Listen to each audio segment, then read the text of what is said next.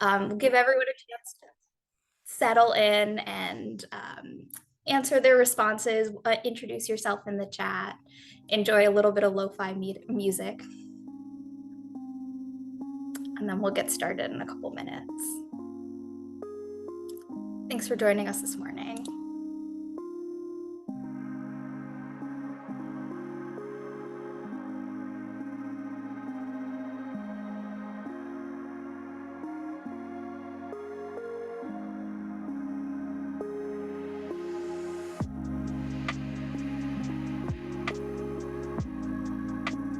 Welcome to everyone joining us. Feel free to introduce yourselves in the chat and answer our first two reflection questions on the Menti here.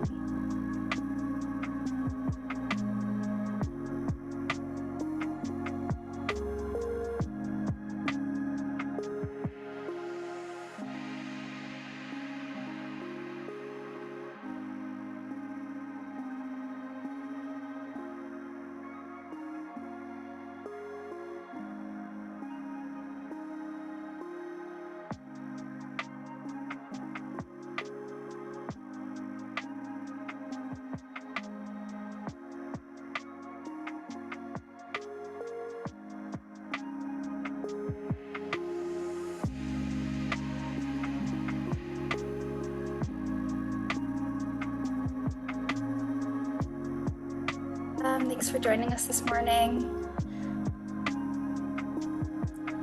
Feel free to introduce yourself in the chat or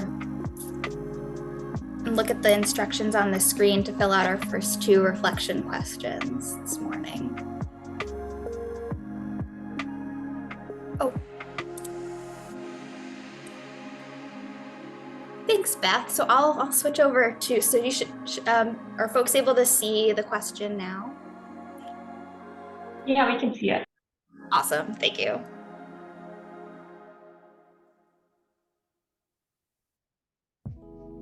Yeah, we want to hear from you. One highlight or something that you're proud of from 2024.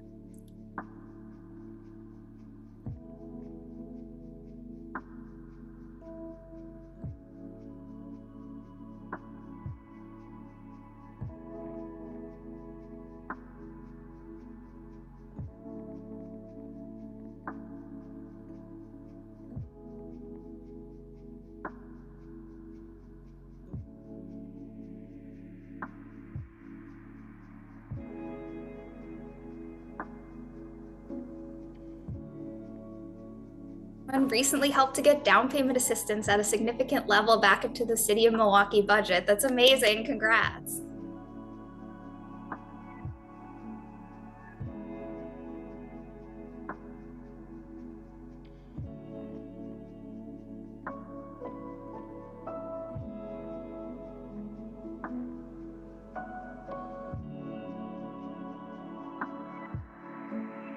Go office receiving USDA funds focused on composting and food recovery. Woo!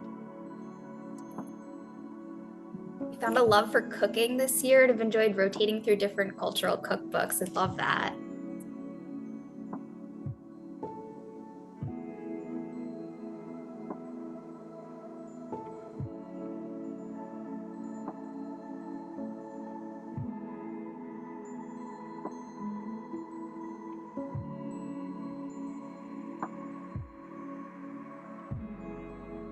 Dog stopped peeing in the house. Love it.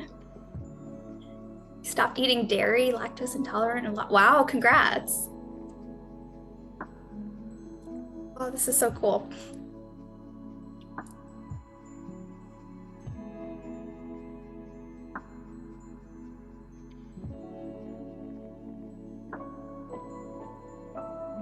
Give it just a couple more minutes if anyone wants to add in something there, or if you're having trouble accessing the Menti, feel free to share your highlight in the chat. Love to celebrate the awesome success from this year. Helped your parents move to an accessible home. That's awesome. Congrats.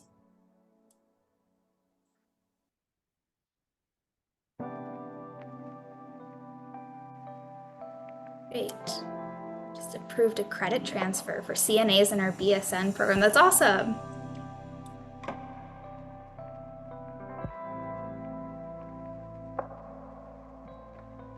All right. If anyone else has anything else they want to share, feel free to add your highlight in the chat. And then just want to hear what's one thing that you're most looking forward to in 2025? It can be built environment related, it can be personal, it can be whatever comes to mind. Summer, especially in the snowy day.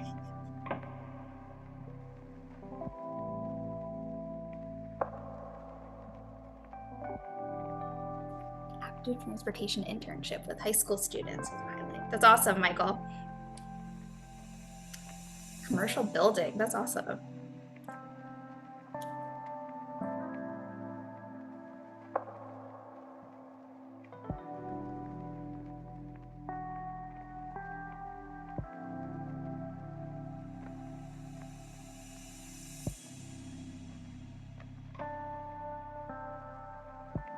Dog's still not peeing in the house. Love it.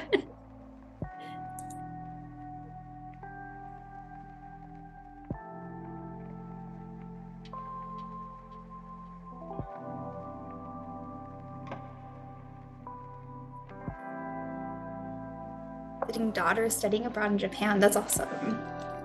Newly designed nurse executive, MSN. Congrats. Seeing what plants pop up.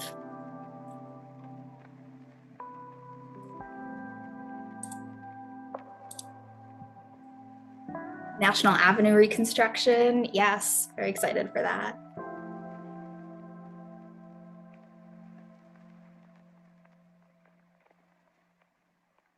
Take one more minute.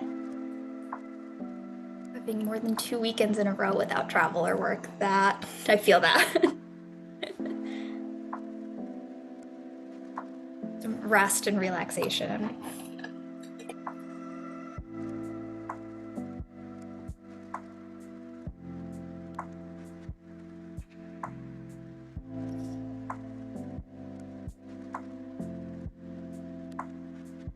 Right, we'll end it there, but again, continue. If you have anything else, feel free to share it in the chat, either something that you're looking forward to or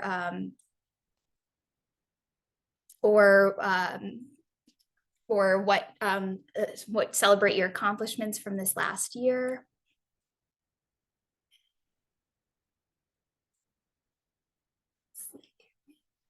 Screen sharing is being a little weird. There we go. Okay. Thanks for being patient with me there.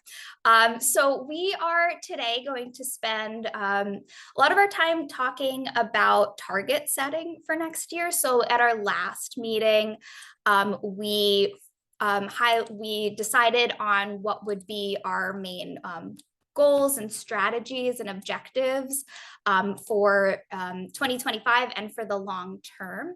And so we're going to review those and then we're going to take some time and set more specific targets about like how much of these activities do we want to do and how we'll consider success as a group for the next year and then through the end of our plan in 2028.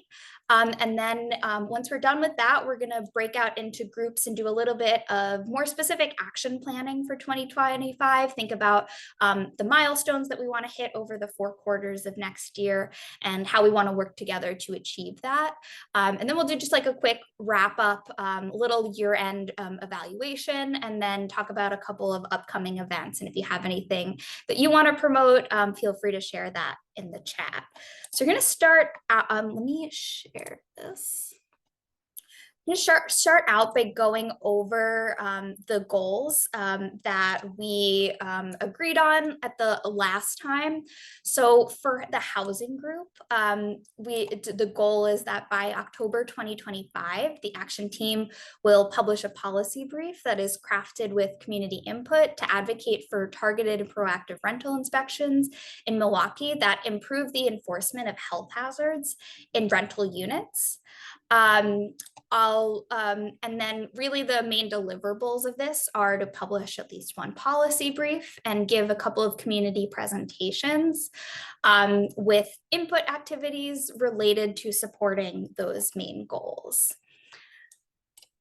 So convening community partners like in these meetings and potentially in work group meetings and working to recruit other partners who are also interested in promoting health in rental units, working on those community presentations, creating those deliverables, and then inviting people to that presentation. For the transportation group, we have both a short-term and long-term objective. So for here, our short-term objective is that the Built Environment Action Team will implement capacity building activities to build skills, knowledge, and awareness of safe driving behaviors, active transportation, the Vision Zero approach, and amplify multilingual, culturally relevant messages to promote a culture of traffic safety. Working towards that long-term goal of by 2028, reducing all transportation deaths and life-changing injuries in Milwaukee by at least 1% that we will talk more about today, and increase the percentage of Milwaukeeans who use active modes of transportation. And so through that, we have a couple of different deliverables, like working on some messaging materials, like an advocacy toolkit, having some capacity building activities together, working on a safe and healthy transportation summit, and then potentially exploring a communications campaign to promote safe driving and alternative transit modes that we'll work through together. And we'll dive a little more into that later. And then I'll let Hannah talk about the food objectives and goals. Yeah, thanks, Amanda. And so for food as well, kind of focusing on both short and long-term goals.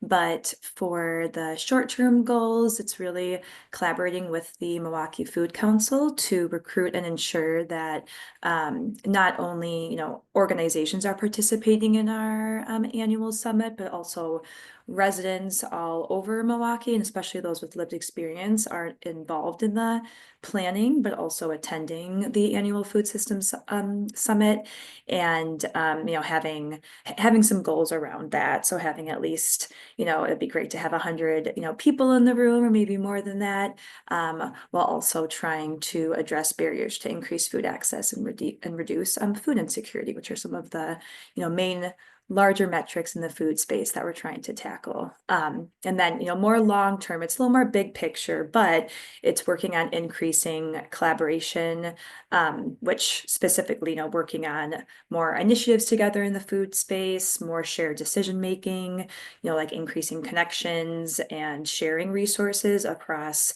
all different food-focused coalitions. And that is another thing that the Food Council is working on as well. And so a lot of information on here, but we'll share out all of this, from housing, transportation, and food. We'll share this all out with you after, so you can digest it after the meeting too. But some main deliverables is really building capacity and space for those with lived experience to engage in this work, kind of like I mentioned earlier, as well as an annual food system summit that brings folks together across Milwaukee to really create actionable steps and partnerships that increase food access and decrease food insecurity. And then a few of those input activities is creating a summit planning committee. So that would be mainly led by the Food Council, but hoping for a co-led approach, with also some support from our MKE Elevate Built Environment team, and really just working on continuing to engage with more folks and organizations in that planning process. And then the last two are a bit more specific, and I think as we continue to meet, we'll identify if these continue to align with our efforts, if it makes sense now versus, a year from now or whatnot. But I think really making sure that we're focusing and being more aware of what's going on the city zoning meetings, and really talking about that intersection with food insecurity, as well as an idea that was brought up previously, is talking about I think you describe it as kind of like a scan of corner stores and grocery stores by zip code in Milwaukee, and really engaging residents that live in those areas to understand, what type of food they're selling and if it's actually, if these entities are actually increasing access to food, or if they're not doing that. And so, yeah, a few things in the food space. And so I think next we'll be diving into the data and target setting pieces.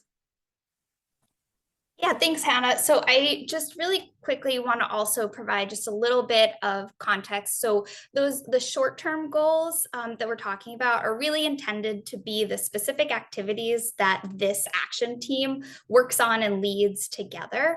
And then the long-term goals are things that we all like collectively do through the work of our different organizations or in collaboration with the community that we'll just capture throughout this process. So just wanted to make that distinction. And then I want to introduce Ryan Honig, who's our data and evaluation coordinator. Ryan, do you want to introduce yourself and share a little bit more about the vision for this data and evaluation plan and how we're going to do target setting today? Yeah. Hi, everybody. I'm Ryan Honig. I'm a data evaluation coordinator with the Milwaukee Health Department, as Amanda said. You might have seen me around in some of these previous action team meetings.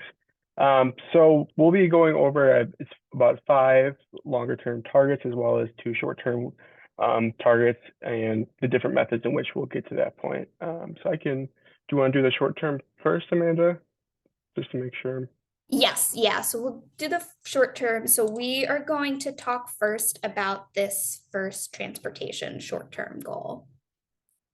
So the question to the group really is like, how many people do we want to reach next year with different capacity building activities, and to share these messages around safe driving behaviors, active transportation, and the Vision Zero approach.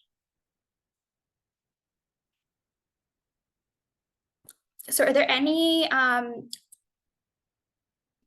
initial questions or thoughts?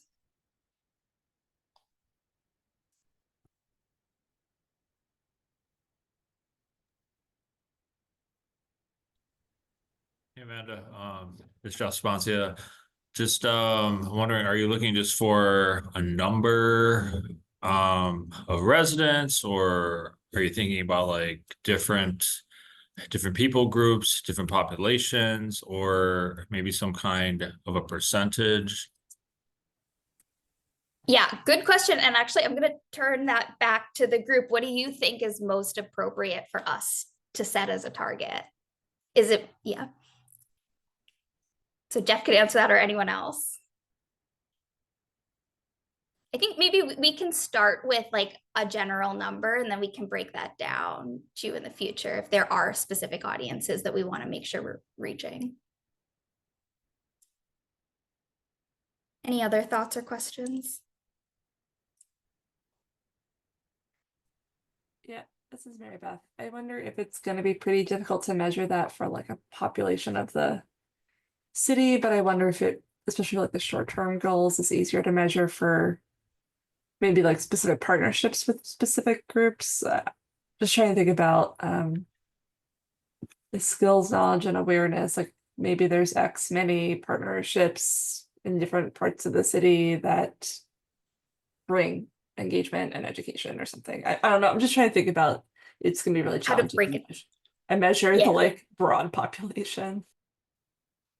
Yeah, I appreciate that. And so I think that would be so what we would want to do is measuring, and we as a group can decide which activities like count and don't count of this built environment action team partners, what kind of capacity building activities we plan together would be this goal that we're looking at. Kind of going off of Mary Beth's there, I think representation from every zip code and aldermanic district would be key.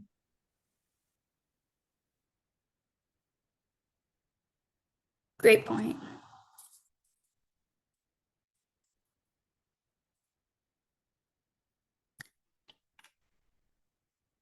All right, so yeah, so with that note, I'm gonna pull up a poll and ask folks to suggest just like a number of what would be a great number of community members that we reach as an action team next year.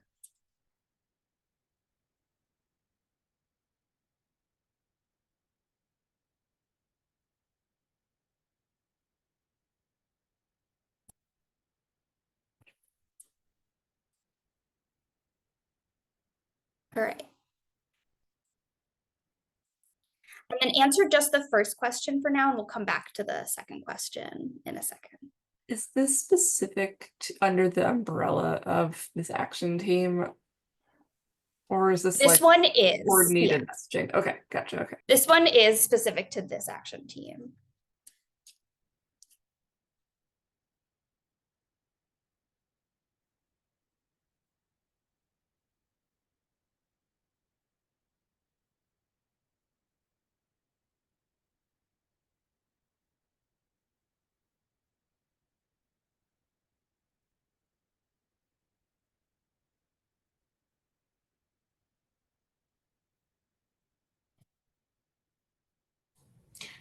Maybe this is a kind of clarifying question. Maybe this is overcomplicating it, but what do we mean by reach exactly? Is that like, because like you can deliver messaging to somebody, um, which is one action. The other action is getting like direct interface and response.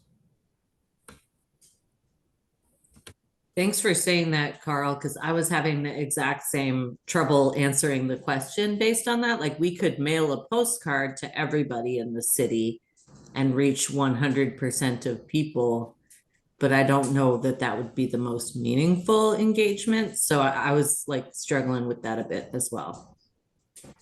Yeah, and I appreciate that. I think what I was thinking of here is a little more of that like direct, like maybe in-person engagement or conversation. How do people feel about that? I'm seeing some nods, so I think we're in agreement.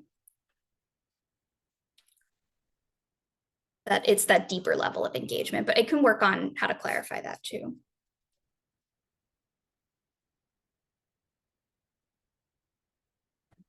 Amanda, I think it would be, can you hear me okay? Sorry, I'm at home today. I think it might be helpful to talk a little bit, yeah, like the last few people said, what you mean by this and what the actual goal is of reaching people.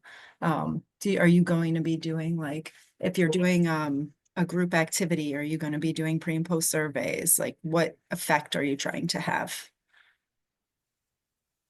Does that make sense, my question? Yes. But I'm not sure I have a clear answer right now. Yeah, I ended up in this of thinking about in terms of a specific audience. Like I think there's just the general public, but there's also folks who work with the public in a variety of ways that are not necessarily connected to transportation at all, but should maybe be more connected to it. Like that's who I was maybe thinking about if we're thinking about a narrow audience rather than just the public or the same public who come out to public events all the time. Like kind of like a, you know, teaching a man how to fish type of thing, right? Can we build capacity at organizations, connections to bring these concepts and knowledge to staff, volunteers, clergy, whoever it is, right? Like, sort of clergy is an old word, but you know, I'm saying that's where I kind of went with my number of if we're gonna do deep rather than many engagements, thinking about who can kind of tap into their own communities beyond that. I really like that approach, and thank you for sharing what you were thinking about with that. Does anyone else have any response or like that approach as well?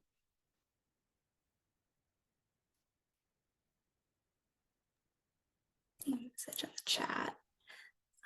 Connecting something to municipal courts and people who engage with folks ticketed for driving infractions. So identifying those specific audiences.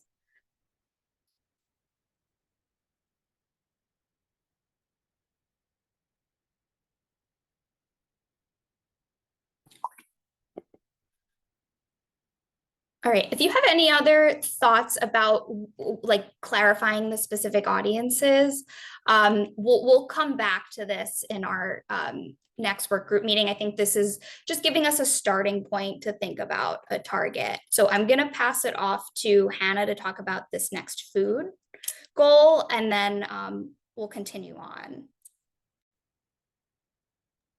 Yeah, and this one is a bit more straightforward, but this short-term goal really just focusing on how many, residents, individuals, people from organizations, people not from organizations, just people do we want to engage for the Food Systems Summit in 2025, and specifically talking about what are our goals around how many people would be attending this summit. And I know in here I had put, or we had put at least 100 residents. So if that feels like a good, reasonable goal, we can go with that.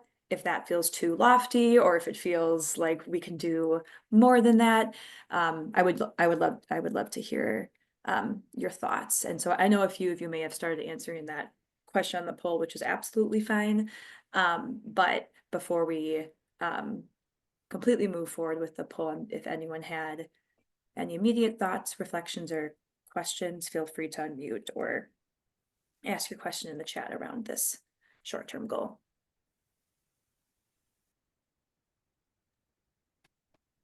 So I know you guys had your first one was it this year or was it the year prior? Yeah, this year in April. Do you have a rough ballpark of what that looked like?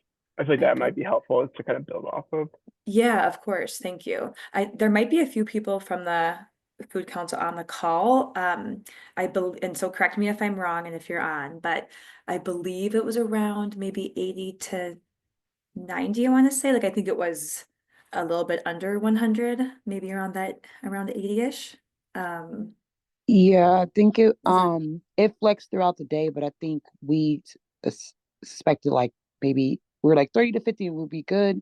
We thought it would be 50, and then we ended up getting like closer to 70, and then I think at one point Okay. probably like 80. Okay.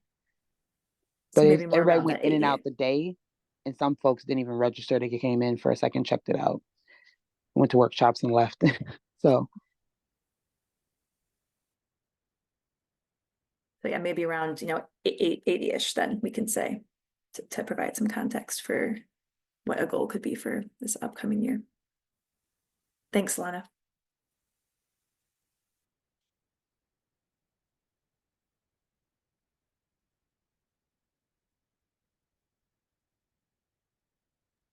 All right, I'm seeing about 9 people have participated in that second question, so I'll give you like 30 more seconds if you want to give an answer, and then I'll share the results.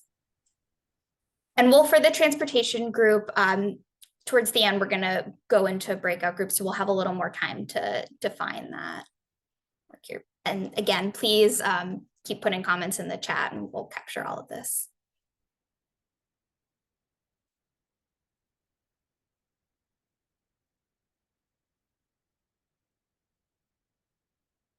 Right.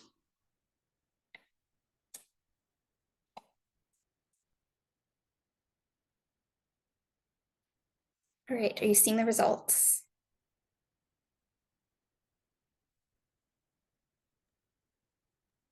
It just tells us how many participants answered. It doesn't show like what those answers were, at least for me. Yeah.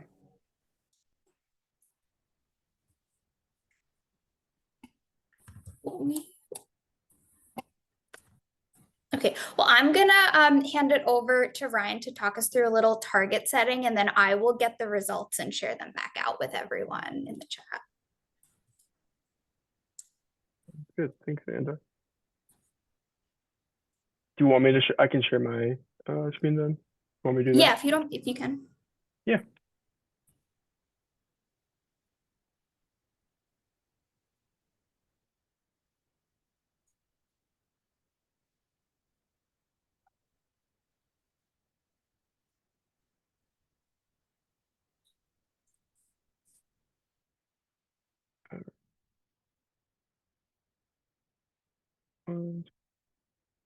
So I'm just in Q2, I gave a brief presentation just on different target setting methods, and I just felt that it's been a good amount of time, so it'd be good to go over it again, just to kind of touch on those methods there.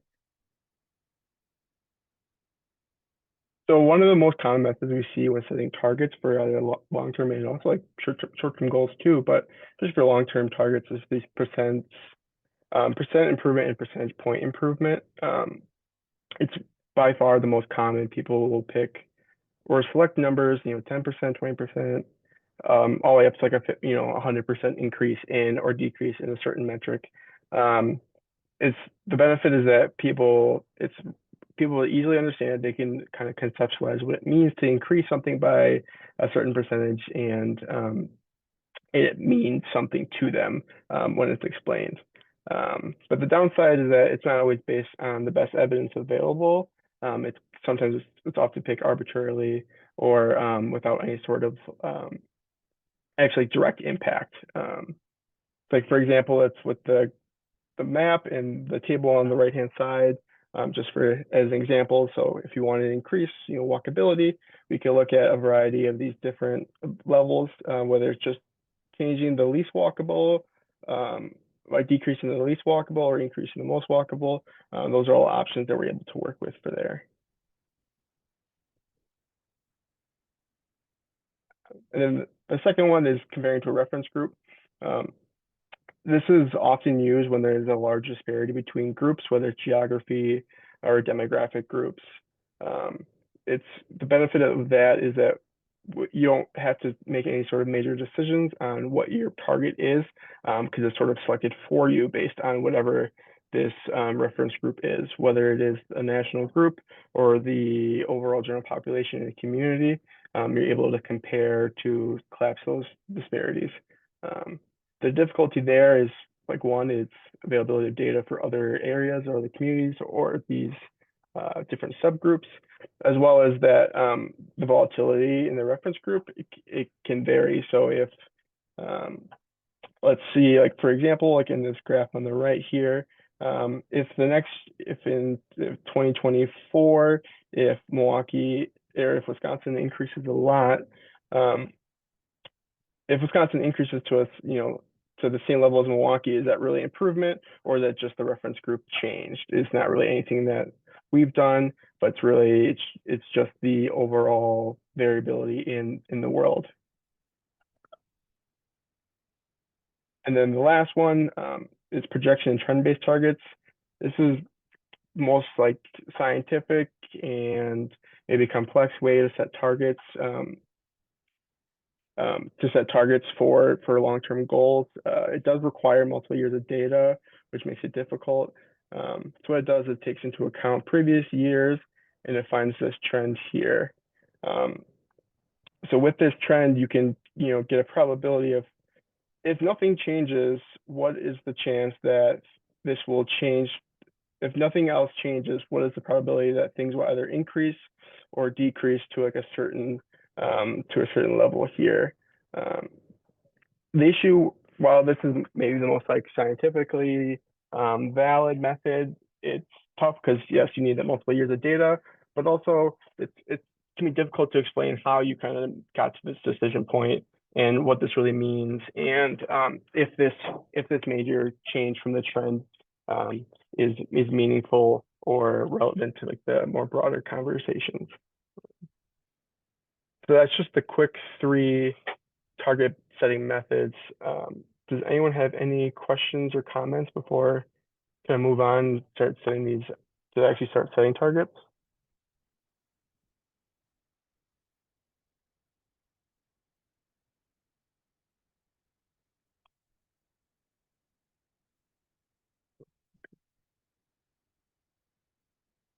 Right. So setting the targets. So how we broke it down here was each long-term goal for transportation and food, based on the identified long-term metrics or how we want to measure what we want to impact, based on the best available data and everything we have there. We have 3 proposed targets for each one, as well as D, which is this other gives people an opportunity to say, hey, appreciate the the options or the offers, but is that it's not really reflective of what we're trying to accomplish, of what we really want to see in the community. So we do have that option for everyone. So just to explain a little bit about this transportation one specifically, one of the long-term goals was to decrease severe and fatal traffic injuries by 2028 to a significant level.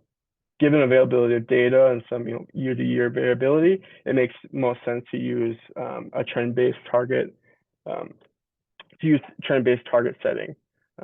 So you can see from 2017 through 2023, it sort of hovers around this mid 300 level with some year-to-year variability. So then how we can interpret these other three red, blue, and green lines is that if nothing changes, there's a 1 in 3 chance that it may drop to or be above this 368 or so, as well as 25%. There's a 1 in 4 chance that it may be at or above 360, or excuse me, yeah, at or above 360, and then there's a 10% chance that it would drop from 381 or so down to 340. Any kind of questions or just general reflections if this makes sense?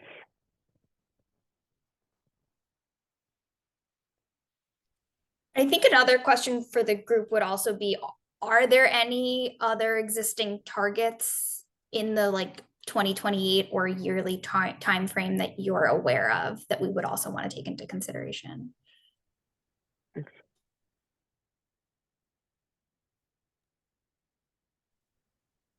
Yeah, hey Amanda. So Milwaukee County, we have I'm not sure if I mentioned this at the last meeting, but over the summer we signed into law our commitment to Vision Zero. Also by 2037, which is the same year, that the city has. And so with that, we set percent reduction goals every 3 years. And so our first goal is by 2028, we will experience a 25% reduction in fatalities and serious injuries on all roadways in the county. So just to add that in the conversation. That is really helpful. Thank you.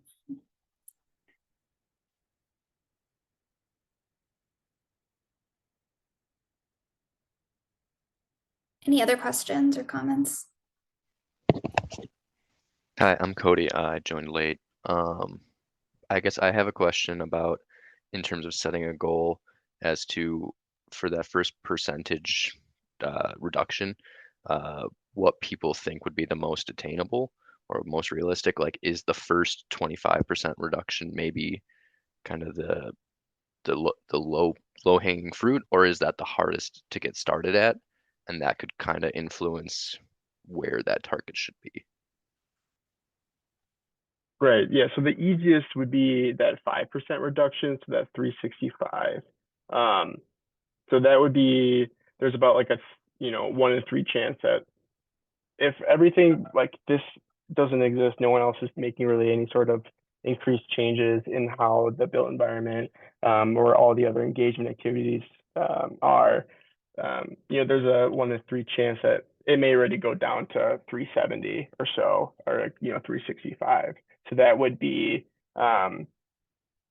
certainly like setting like the lowest bar, likely easiest to accomplish over these next 5 years. But ultimately, that also would that could change up to, so it'd be like 100 lives or so if it's like each year it's 20 people less. So just something else to kind of keep in mind. I guess to clarify a bit, I meant like, is the first 25% the quote unquote easiest reduction to make, or is it the, once it's been reduced a bit, do further reductions come more smoothly as other options feel more viable because stuff has gotten a little bit better? Do further reductions get better, and this first step is the hardest? So, it's like a kind of like a exponential decrease, or is it just a linear decrease, essentially? That's what my question was trying to get to. Sorry for not being clear. No, okay, I'm sorry. Yeah, giving you a long spiel on something you weren't asking about. So with these 5, 10, 20, 25%, it's effect size. So not to get too in the weeds on the methodology there. So with this effect size, it's a linear decrease. It's not, as you get closer to 0 in this case, it doesn't become even easier in terms of like the actual metrics of it. So this is linear.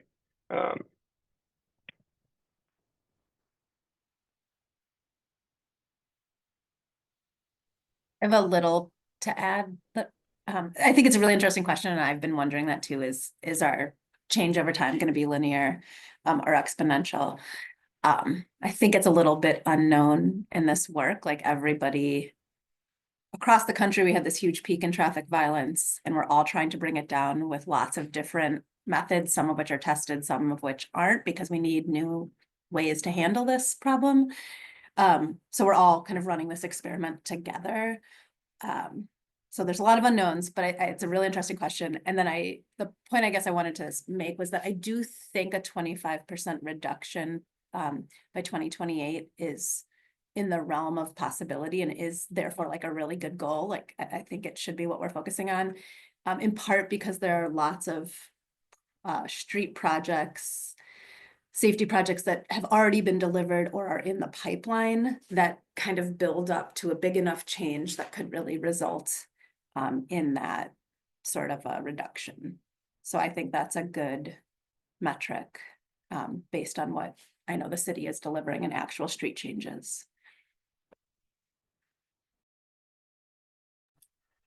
Thank you for that. Yeah, are there any other like comments or questions, or we can do just like a quick poll to see where folks are at on feeling like which of these target options we want to collectively reach for?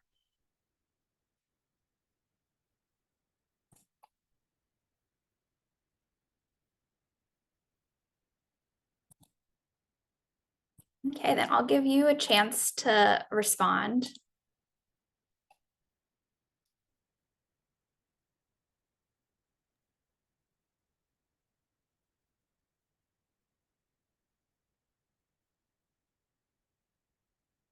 Do you happen to know, all I see are just option numbers. What is each option letter?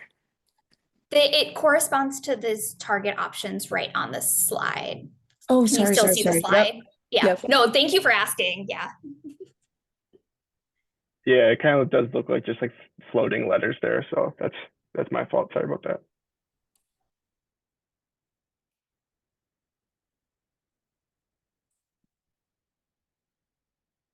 About 14 folks, 15 now. Let's give you 30 more seconds.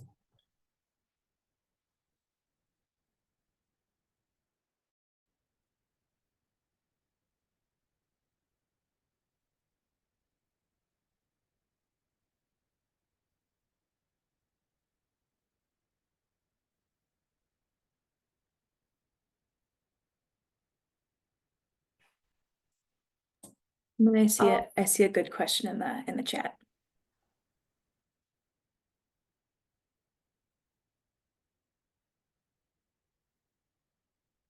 Oh, right. So it looks like about 75% of folks think that option C, the 25% reduction, is the goal that we'd like to adopt as a group. People feel good about that? Any final comments or questions? Sorry, could you repeat that? I was reading. Oh, sorry. So it looks like about 75% of people think option C, that 25% reduction, would be a great goal for our action team. and our city.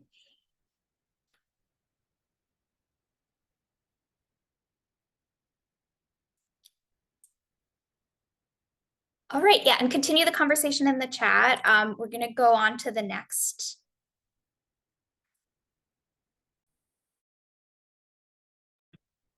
Cool. Thanks. All right, so moving on, we selected just as the options here for the other transportation goal of increasing the percent of these major construction projects within the city that have these complete street elements. You'll see on the left-hand side here, we include reporting from the Complete Streets Health and Equity report on what percentage of these major projects have complete street elements by year from 2019 through 2022. You can see that from, the percentages kind of like, you flip it on the sides, I don't know, kind of skewed slower towards the bottom there, around 28 or 30%. But also as time has, increased, or since 2019 through 2022, the overall number of complete street projects have also increased. So the percentage may be lower in 2022, but there's about four times more complete street projects. So with that, the initial objective was based on the percentage here. So that's what we are these three targets that we propose are percentages. So it's up, so just to talk a little bit through these target options here. So it's up to 20% improvement from that 28%, which is be like a smaller effect from 2028 through, or from 2022 through 2028. It's around 37%, as you can see, a larger, about a medium effect size of real change would be 52%, and then the getting towards that large and the 80% would be up to 67%. Any questions or comments?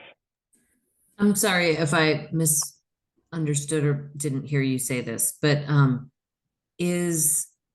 we improving the number of projects or the number of projects with complete street elements? Does that make sense? Yeah, like percent of projects completed that have complete streets versus like the actual true number of complete street projects. Yeah, I mean, that's my question. Is right. Which one are we measuring with the target options?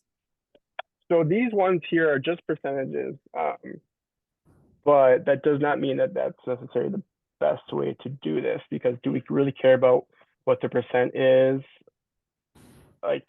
Or we actually care about the outcome of more complete street projects being completed, like a true number, a greater, broader impact across the city. So yeah, definitely kind of turn that back to everyone else and see if these options are even viable, or we should be really looking at the number, like the raw counts of these projects.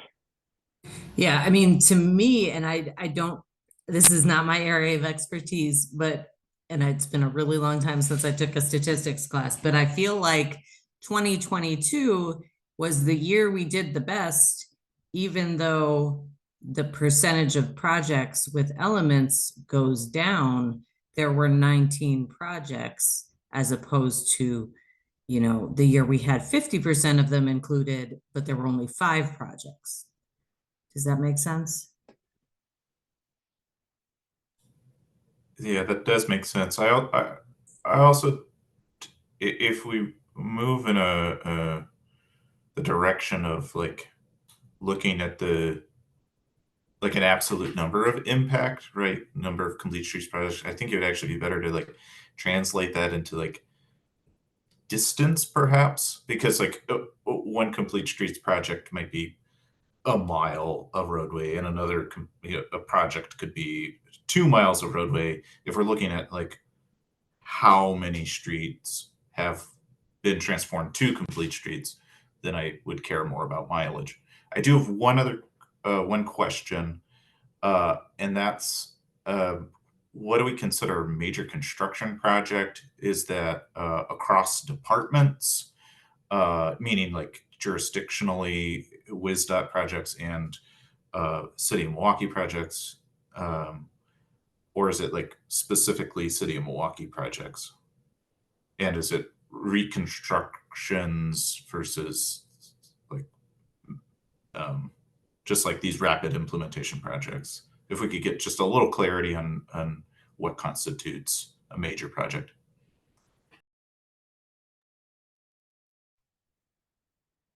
Yeah, so for the first part, kind of what you're saying about like the mileage, that also makes sense. So I'll put that to the side. We should talk about that. Probably should talk about that more too. Just about those numbers and also like mileage, like the breadth of the impact. And then so like major projects as defined by City of Milwaukee DPW, and that's if I remember correctly, that's just projects that the city actually did, not just WSDOT or any or county or anyone else. So that is another good point.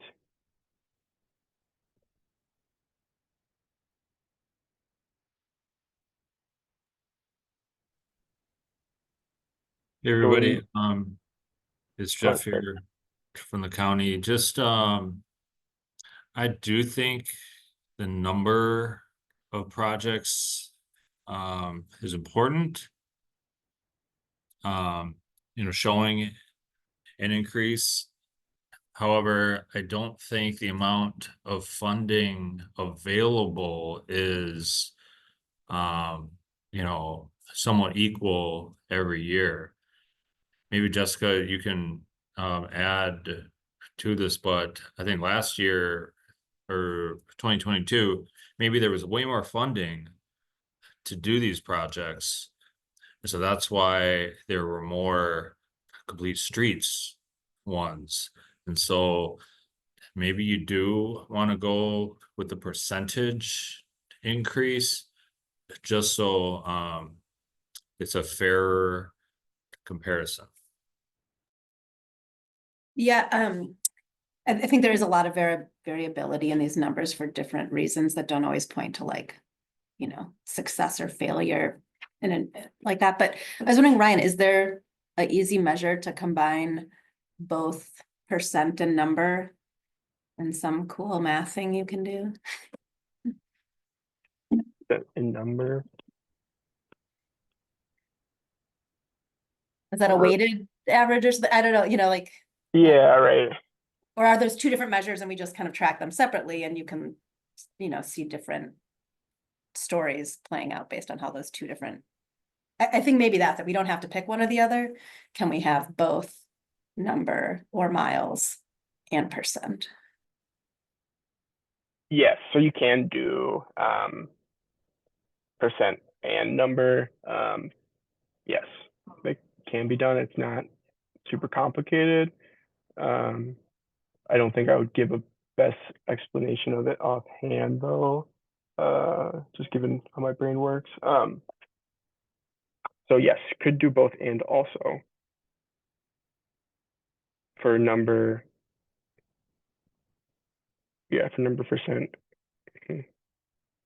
So it sounds like we have a couple of questions to look further into this one. Please continue to put your comments in the chat. We'll go a little bit back to the drawing board on this goal and we'll come back next time with a different option, but I want to move on so we can at least get to some of the other goals and make sure we get a chance to talk about the food ones today. So again, please continue to put comments or changes in the chat and we'll come back to the board on this one. Great. All right, one more transportation one. So this one, so for this, part of it was to just increase all forms of transportation outside of driving or using cars, basically. So as a proxy for this, or something that we know that's measured every year, and sort of reliable estimates, is using the ACS estimates of how people commute to work. So while this isn't the best, maybe it's not the best way to measure it. It's certainly the most reliable and consistent way to do it. Is there any thoughts just about using that measure before I kind of dive into what's the evidence out there is for this?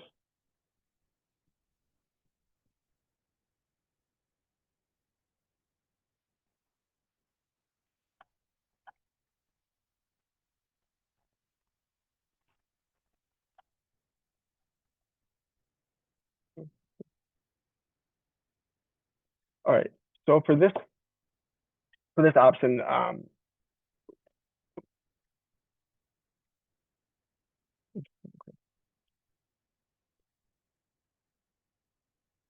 right, so for the city here, what we did, we included kind of comparable cities, just to give us an idea of where we kind of sit along other Midwestern-ish comparable size of populations, just for target setting, like what is realistic and feasible, possibly.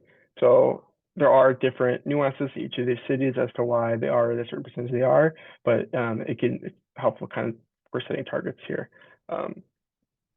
So as you see, Milwaukee is at 12%, which is below the overall of 14%. So it's a pretty small difference there. So we had the option of, or one of the options proposed is that 20% improvement, or up to the 20% improvement, is also the same, or it's almost the same as the comparing it to the overall of these peer cities, which is around 15%. Then we can get really big, or it seems really big at this, jumping from 12 to, right around like 1 in 10 to 1 in 3 or so for the 50% medium size improvement. Or we could compare it to a peer city within the actual state, which is Madison, where it's 21%. But given different structure of the city and everything, they may not also be reliable. Or D, none of the above, and we can talk.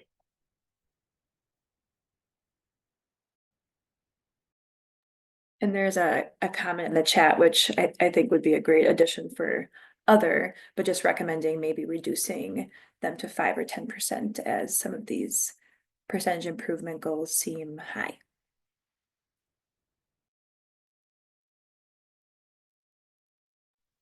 So just to clarify, it's a 20 or 50% improvement over the existing 12%. So like a 20% improvement would be 14.5%. Correct? Yeah, so it's not using just right. It's using effect size, so it's a little bit, yeah, so it's around 15%. The overall is it's like 14.1%. So I just rounded up to 15 to give like a clear, straight, 2-digit number. Kind of like how your 50% improvement is 32% and not 18%. So it's a different sort of scale than like a normal percentage point increase.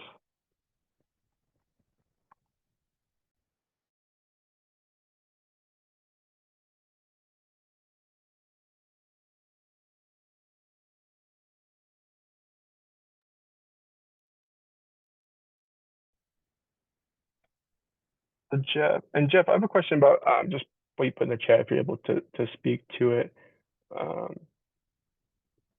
So if you feel like these are like high percentage point or percentage improvements, is it the overall percent improvement from, is it like 5% being like getting up to like 17% of people taking it, or 5% from that 12%? If that makes sense. Yeah, hey Ryan.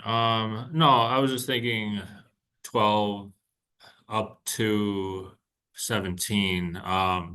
And I'm just thinking of like all the trips. Like it's gonna take thousands of trips to increase even 1% of the overall. But yeah, feel free to modify whatever you think is best. I mean, That was just, what I was thinking from seeing, this graph.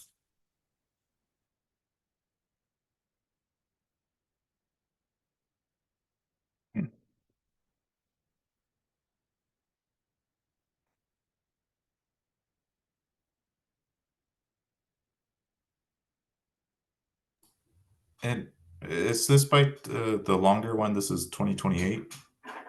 Yes. So it'd be, yeah. So it would be. Sorry, I should have included that. Yeah. So by 2028. So that'd be a few percentage points improvement each year. That's a good point there. But which also would be a broad, pretty large impact just in terms of number of actual people changing.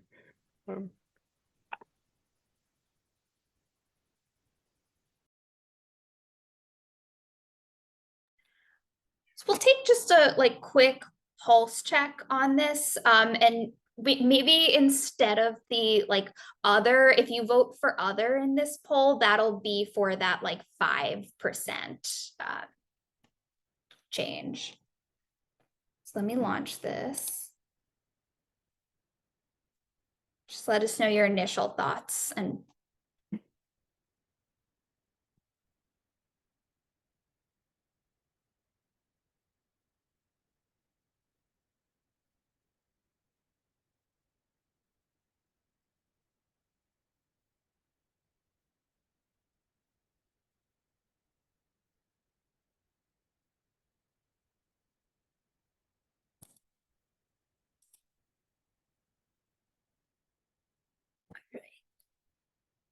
another 30 seconds.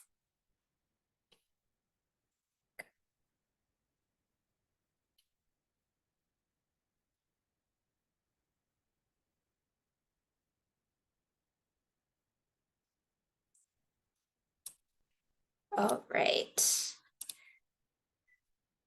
So it looks like about 60% of folks are looking at that option A, so about a 20% improvement. And then the 6% are looking more in that 5 to 10% range. So we we'll take this into account, and maybe we'll look at maybe 15 could be a good middle place, but the transportation work group will share these results out and then make a final decision at our next meeting. Sound good to everyone? Okay, so let's move. So let's move on. Okay, on to food. So one of the two major long-term goals that to achieve by 2028 is to increase food access.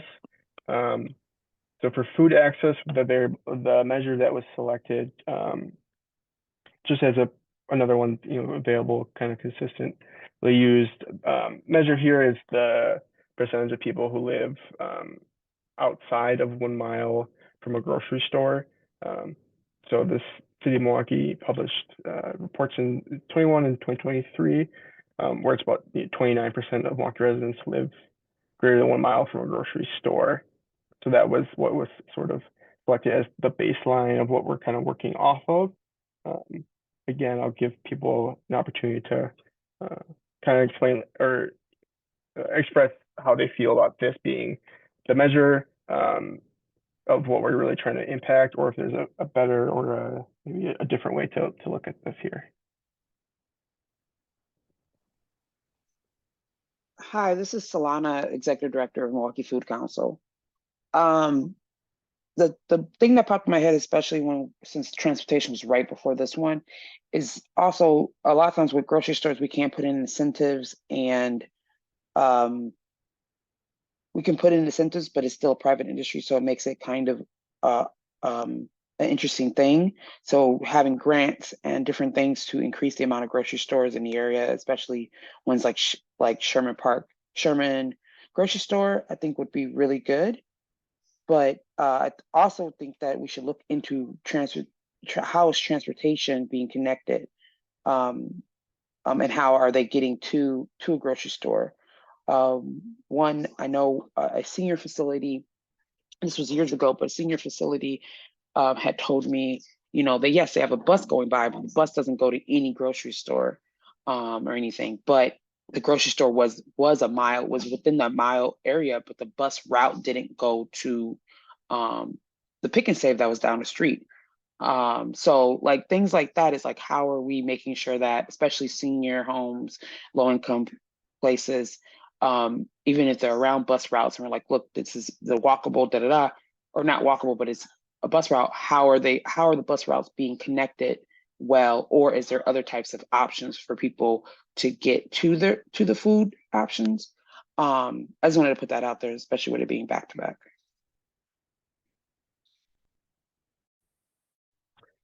Yeah, that makes a lot of sense, because people may live further than a mile away from a grocery store, but they have access to a vehicle. So they're actually, the ability for them to access a grocery store is easier than maybe someone who is within a mile, but they have no means to get there. So that makes sense, is to maybe look at this more than just pure distance, like a more like true like accessibility.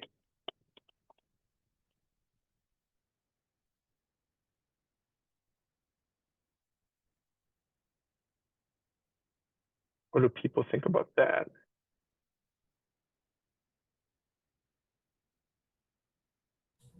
I think that makes a lot of sense. It's really crucial to understand transportation, the variety of transportation needs and abilities. I don't know if it's granular enough.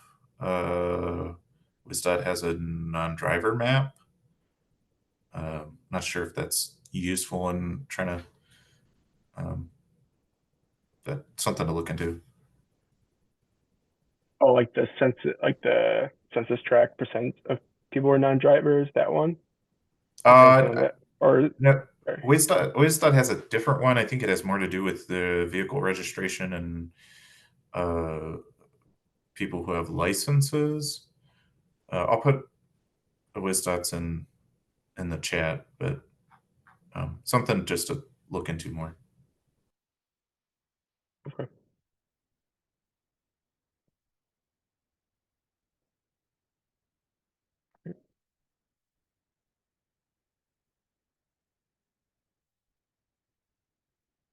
So far, kind of the feedback we're getting for this food access one is that we like really should incorporate maybe a more robust way of looking at food access than what we see here, just as one of the options.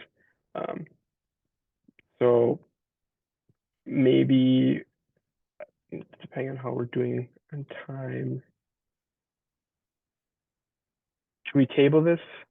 Do you think we should table this, or should we try to, or do folks think we should try to kind of wrangle with this 29%, and see what the goal should be?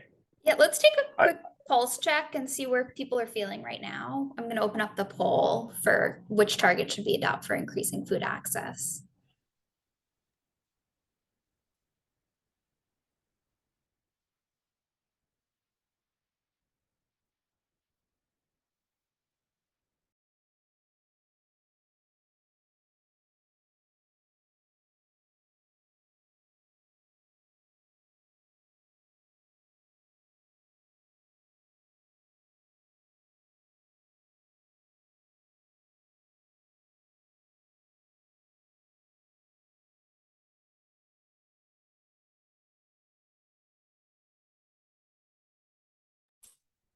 All right, take like 15 more seconds.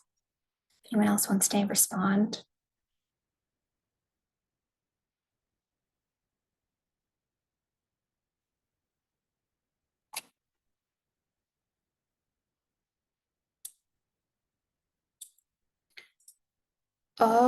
Right. So it looks like almost 70% of folks want to go with option A for that smallest improvement.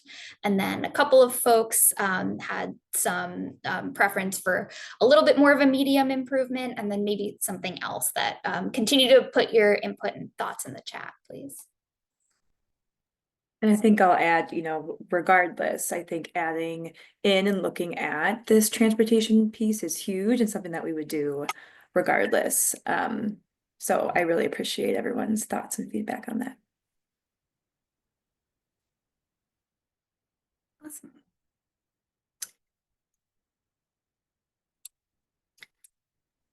So we'll move on to the last one for this. So the last one for food is decreasing food insecurity. The metrics or the measures that we have here, it's kind of is similar to the non-vehicle commute, trips using peer cities to compare where we kind of rank compared to other areas, as well as seeing like how far. Yeah, that's sorry. Excuse me.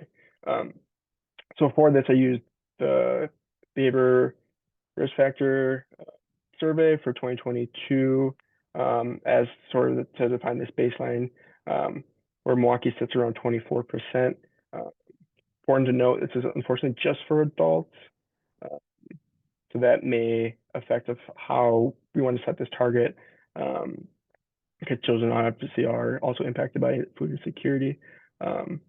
But where Milwaukee sits compared to these peer cities, we're about 4% or so off, over 4 percentage points off from the overall for these similar cities. If we were to get down to that 20%, that would be that also would be a 20% improvement, and then we can look for a larger 50% improvement, around 16% by 2028. Look larger towards Madison, 10%, or the other. And food insecurity, just for food insecurity was the ability of they needed more food, but were unable to afford purchasing said food within the past 12 months, as defined in BRFIS. So that may also be something to keep in mind too. Is that working definition of food insecurity? Is that what we're looking to impact too?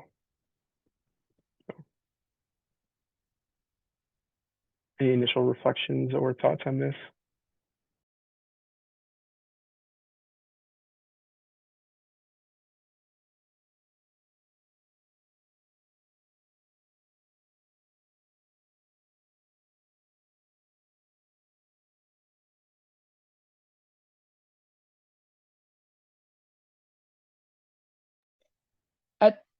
So this is Solana again. I think some of it is also like looking at the other cities, but also what are our numbers pre-pandemic and everything. That's what popped in my head a little bit because of the increases in food. So what does Milwaukee look like before the pandemic? Looking at that data and then seeing it, but because if we just compare, I don't know. I'm thinking out loud. Sorry, I'll pull back. Yeah, so maybe using the trend-based method compared to just trying to match what other comparable cities are, or just kind of percentage increase. That makes sense. That makes sense too. There's that availability of data there too, so that is that would be an option also.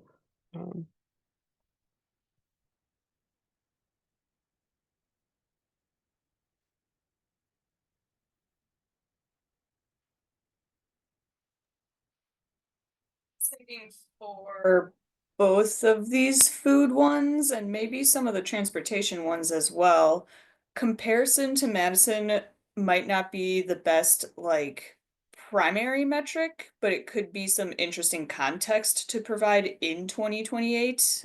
So, you know, see what percent change actually happened or whatever goal metric is selected, and then whatever that final report is or whatever we end up creating, maybe able to show, you know, like this is the trend of Milwaukee across these years we were looking at and the trend of Madison. So, you know, it would be that kind of fill out the picture type of thing. But as far as comparing, using that comparison as the direct metric, in my mind, it doesn't seem like the best fit for a target. Yes, and also that we're already like behind in a way, like the city was behind before the pandemic and stuff too, a little bit. And so um I think that it's I mean everything probably needs a little bit more data to pick, but we can say 20% for now. It's I don't know, it's kind of a weird one with that because the increase in the increase in connecting folks to the food can be increased by different types of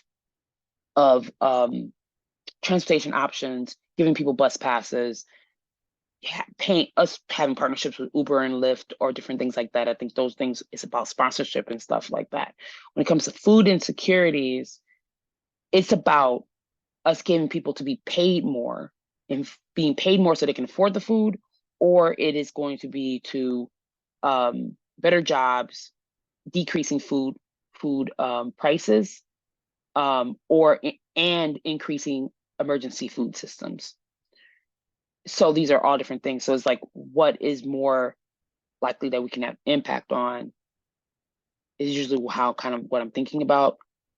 But yeah, I mean, all these things we can just do now and then obviously go into work groups.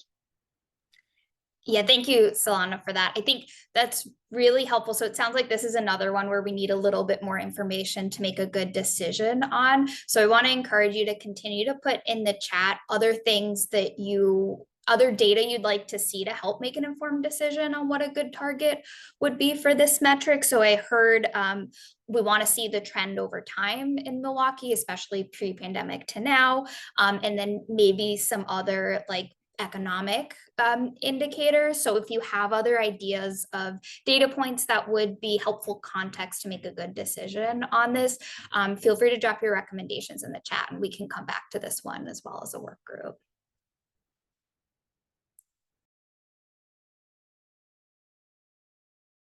Yeah, that sounds great. Thanks, Amanda. And thank you so much, Ryan, for walking through all of this.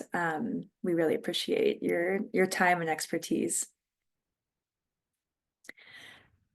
So I think next we can transition to the rest of our mentee, and we won't have time to get into our different groups today, but I think we have some really great pieces of conversation to dive into 2025 with. And so we will definitely follow up via email, and we're excited to continue working on some of these things into the new year. So really appreciate all of your thoughtful responses and feedback to make these targets meaningful.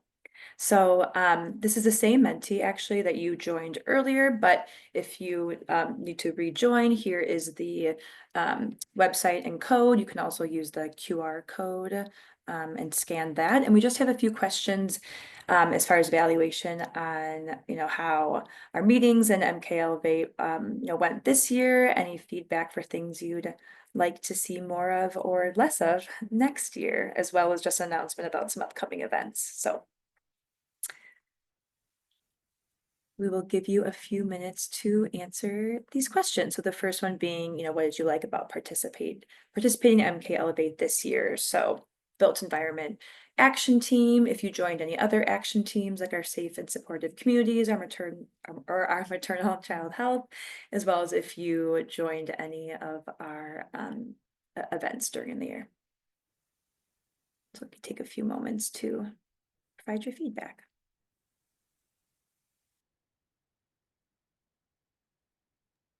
And if you don't want to open up the Menti, feel free to also add your responses in the chat and we'll share them out. Okay, so I can read some responses out loud. So it brought a lot of different groups together, networking with community leaders and members, making good community connections. I think that's a common theme. This is someone's first meeting and really appreciated the discussion. Interactive, different voices, networking. I appreciate all of the comments on networking. I really do think that's one of the many wonderful things this space does, especially bringing people from different sectors together that don't typically get to work together. Great facilitation. Wow, thanks.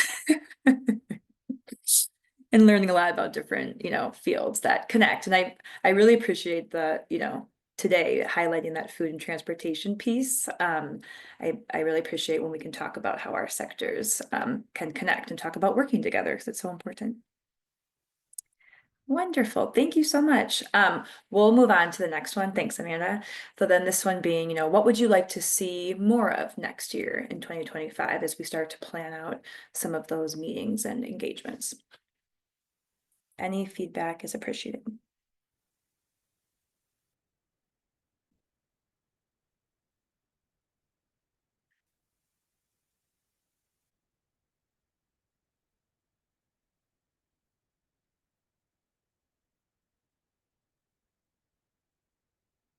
So I see in the chat, continuing to address and talk about how all the different issue areas and priority areas within MKE Elevate are connected.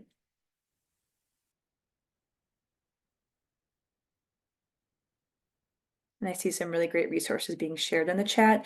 But again, we will make sure that we compile and we can send that all out to you so you can have access to it after the meeting.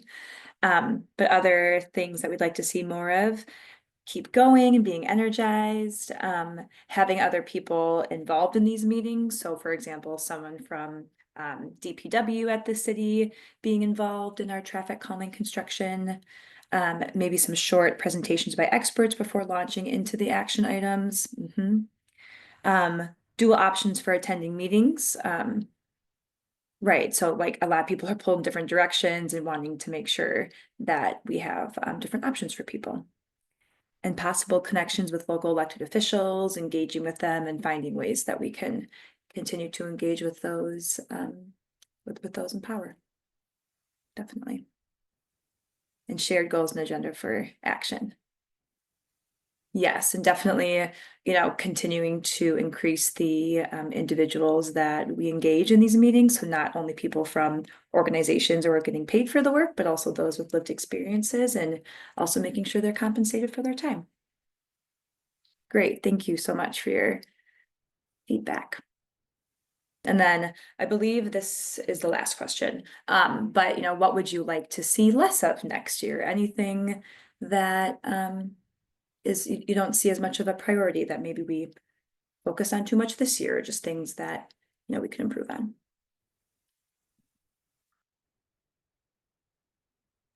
You want to interpret this as just like generally, what do you want to see us do differently next year too? Feel free to do that. Yeah.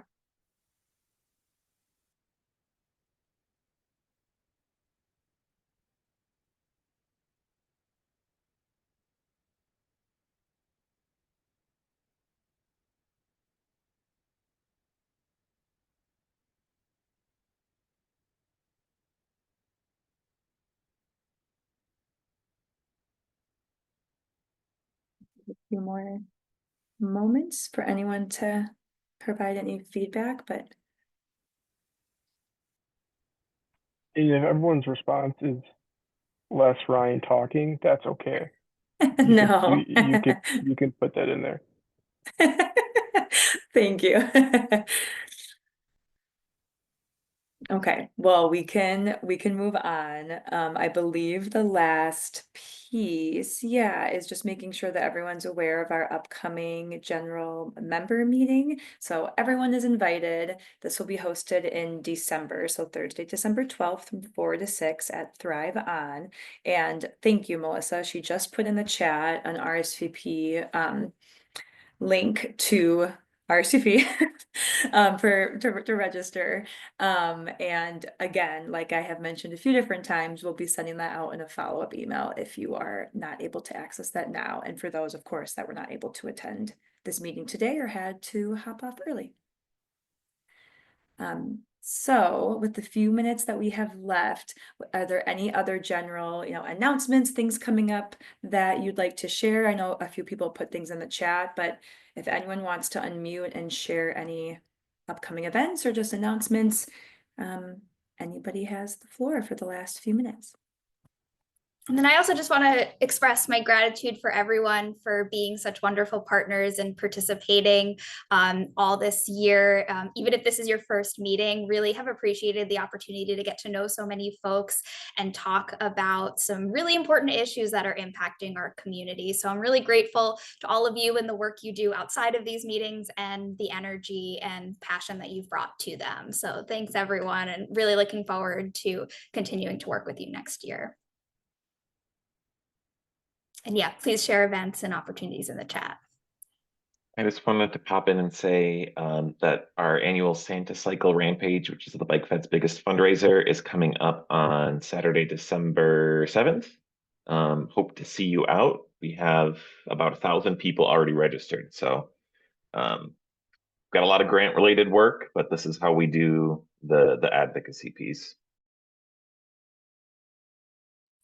How long is the bike ride? There, I believe the bike ride is 8 miles.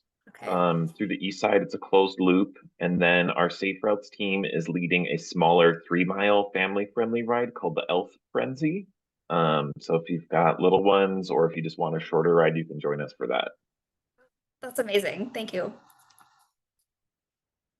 Yeah, anyone else have anything they want to share? I put the link in the chat, but there's a growing MKE meeting tonight. So if you're interested in learning more about the plan from the Department of Community Development, you can join that. Yes, and Alex reminded me too, so as part of our general member meeting in December, we're going to be giving out awards. And so there's going to be a Built Environment Action Team Champion Award. So if you want to nominate one of your fellow action team members for helping to move this work forward and being an awesome partner this year, please follow this QR code and we'll send this out in our follow-up email as well. But please nominate yourself or your fellow partners in recognition for the amazing work you've done this year. And then come celebrate that with us. Yes. Yeah. Thank you, Alex, for reminding us about this. It's important that we want to make sure we're acknowledging all the awesome work and participation that our group has done. And I have check out Mary announcement. Beth's awesome write-up. Yeah. Oh, go ahead. Go ahead. Oh, Milwaukee Food Council is having their holiday network social on December 4th. I'm trying to find the Eventbrite right now to share in. But it's gonna be 5:30 to 7:30. And the location is TMI, but I can say that we are very much leaning towards St. Kate's, but it's not all signed, so that's why I'm gonna say it's TBD, I should say. But I'm getting the event or Jessica, if you're still on the line, if you have it, to put it in the chat. So, and then this is also going to be our we're going to have a graduation for our Changemakers initiative, which was a group of community consultants that went through a 5-week process. And so their families and stuff will be there as well to just celebrate their completing that program. And if you don't get a chance to put it in the chat, Solana or Jesse, just send it over to me and we'll include it in the follow-up email.